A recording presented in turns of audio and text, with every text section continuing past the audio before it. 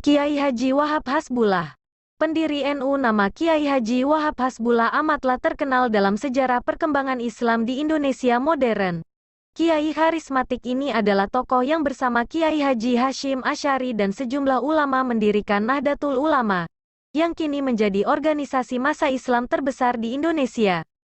Sebagai seorang kiai, ia juga dikenal sebagai pengembang Pondok Pesantren Bahrul Ulum, PPBU, yang didirikan Kiai Haji Abdus Salam, seorang keturunan Raja Majapahit, pada tahun 1838 Masehi di Desa Tambak Beras, 5 km arah utara kota Jombang, Jawa Timur.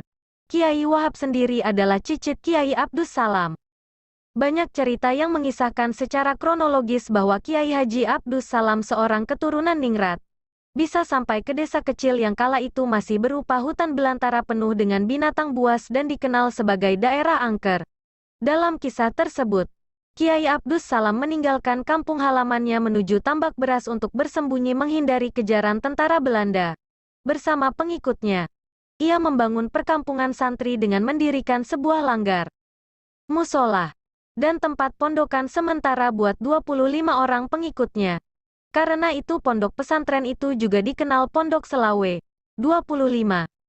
Perkembangan pondok pesantren ini mulai menonjol saat kepemimpinan pesantren dipegang oleh Kiai Haji Wahab Hasbullah, sang cicit. Setelah kembali dari belajar di Mekah, ia segera melakukan revitalisasi pondok pesantren. Pertama kali yang didirikan adalah madrasah yang diberi nama Madrasah Mukdilfan. Ia juga membentuk kelompok diskusi Taswirul Afkar dan mendirikan organisasi Nahdlatul Wathon yang kemudian dideklarasikan sebagai organisasi keagamaan dengan nama Nahdlatul Ulama, NU. Deklarasi itu ia lakukan bersama dengan Kiai Haji Hashim Asy'ari dan ulama lainnya pada tahun 1926. Nama Bahrul Ulum itu tidak muncul saat Kiai Haji Abdus Salam mengasuh pesantren tersebut. Nama itu justru berasal dari Kiai Haji Wahab Hasbullah. Ia memberikan nama resmi pesantren pada tahun 1967. Beberapa tahun kemudian pendiri NU ini pulang ke Rahmatullah pada tanggal 29 Desember tahun 1971. Sepeninggal Kiai Haji Wahab Hasbullah, Pondok Bahrul Ulum mengalami perubahan. Mulai tahun 1987 kepemimpinan pondok pesantren dipegang secara kolektif oleh Dewan Pengasuh yang diketuai oleh Kiai Haji Muhammad Soleh Abdul Hamid. Mereka juga mendirikan Yayasan Pondok Pesantren Bahrul Ulum yang diketuai oleh Kiai Haji Ahmad Fatih Abdur Rohim. Para kiai yang mengasuh Ponpes Bahrul Ulum itu diantaranya Kiai Haji Muhammad Soleh Abdul Hamid, Kiai Haji Amanullah, Kiai Haji Hasib Abdul Wahab. Di bawah kepemimpinan Kiai Haji Muhammad Soleh, PPBU mengalami perkembangan sangat pesat. Hal ini dapat dilihat dengan semakin membludaknya santri yang belajar di pondok pesantren yang telah banyak menghasilkan ulama dan politisi ini. Kiai Haji Abdurrahman Wahid, mantan Presiden RI keempat, juga alumni pesantren yang sering kedatangan tamu dari pemerintah pusat ini. Santri yang belajar di PPBU tidak hanya datang dari daerah Jombang tapi juga dari seluruh wilayah Indonesia, bahkan juga dari Brunei Darussalam dan Malaysia. Pada 2006, PPBU dihuni hampir 10.000 santri. Sesepuh Ansor dalam sejarah NU, Kiai Haji Wahab Hasbullah juga amat terkait dengan kelahiran Gerakan Pemuda Ansor, GP Ansor, yang diwarnai oleh semangat perjuangan, nasionalisme, pembebasan, dan epos kepahlawanan. Kiai Wahab adalah sesepuh pendiri organisasi itu. Seperti diketahui, GP Ansor terlahir dalam suasana keterpaduan antara kepeloporan pemuda pasca Sumpah Pemuda, semangat kebangsaan, kerakyatan, dan sekaligus spirit keagamaan. Karenanya, kisah Laskar Hizbullah, Barisan Kepanduan Ansor, dan Banser, Barisan Serbaguna, sebagai bentuk perjuangan Ansor nyaris melegenda. Ansor dilahirkan dari rahim Nahdlatul Ulama, NU, dari situasi, konflik, internal dan tuntutan kebutuhan alamiah. Berawal dari perbedaan antara tokoh tradisional dan tokoh modernis yang muncul di tubuh Nahdlatul Watan, organisasi keagamaan yang bergerak di bidang pendidikan Islam, pembinaan mubalik, dan pembinaan kader. Kiai Haji Wahab Hasbullah yang berhaluan tradisional dan Kiai Haji Mas Mansur yang berhaluan modernis, akhirnya menempuh arus gerakan yang berbeda justru saat tengah tumbuhnya semangat untuk mendirikan organisasi Kepemimpinan Islam Bersatu.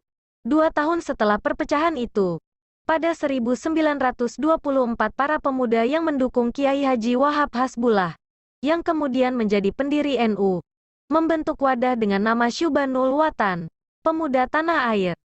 Organisasi inilah yang menjadi cikal bakal berdirinya Gerakan Pemuda Ansor setelah sebelumnya mengalami perubahan nama seperti Persatuan Pemuda NU, PPNU, Pemuda NU, PNU, dan Ansyorun Nahdlatul Ulama.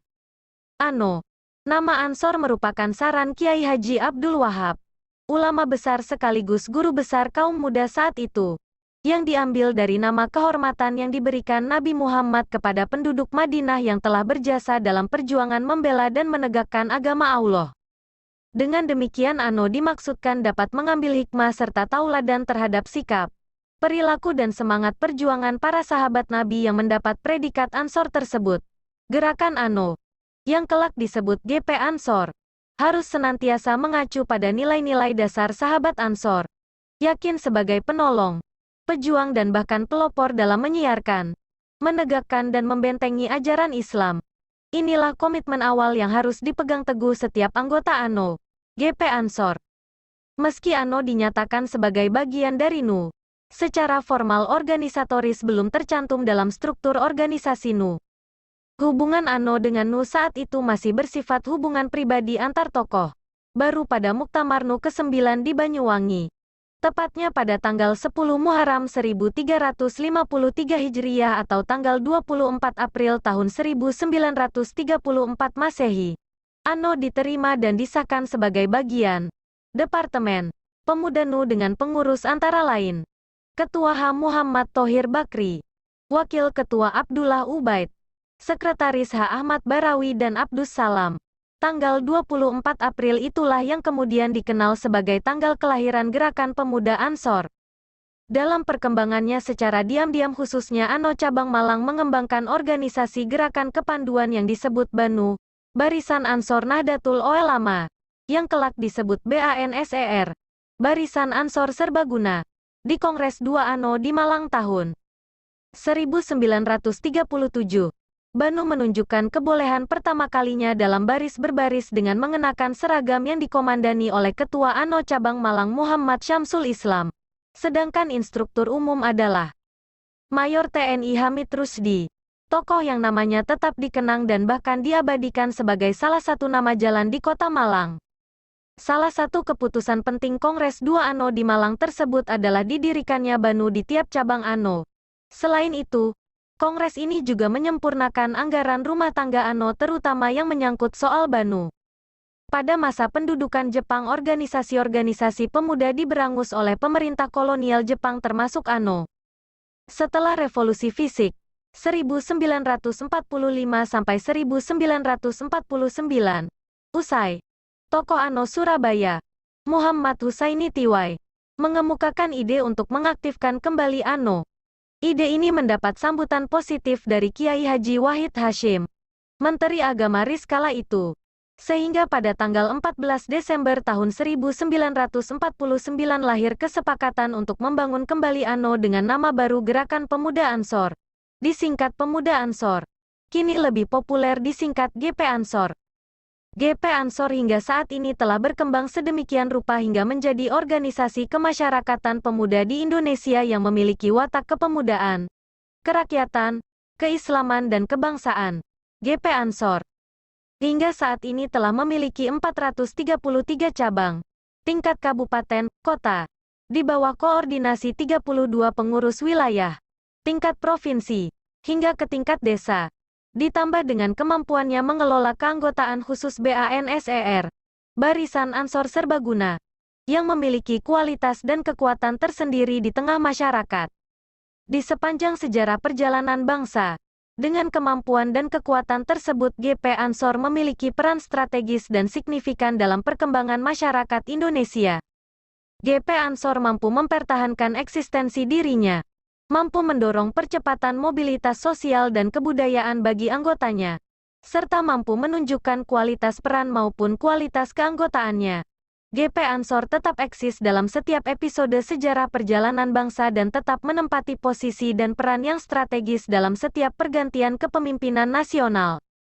Beliau adalah seorang ulama pendiri Nahdlatul Ulama. Kiai Haji Abdul Wahab Hasbullah adalah seorang ulama yang berpandangan modern.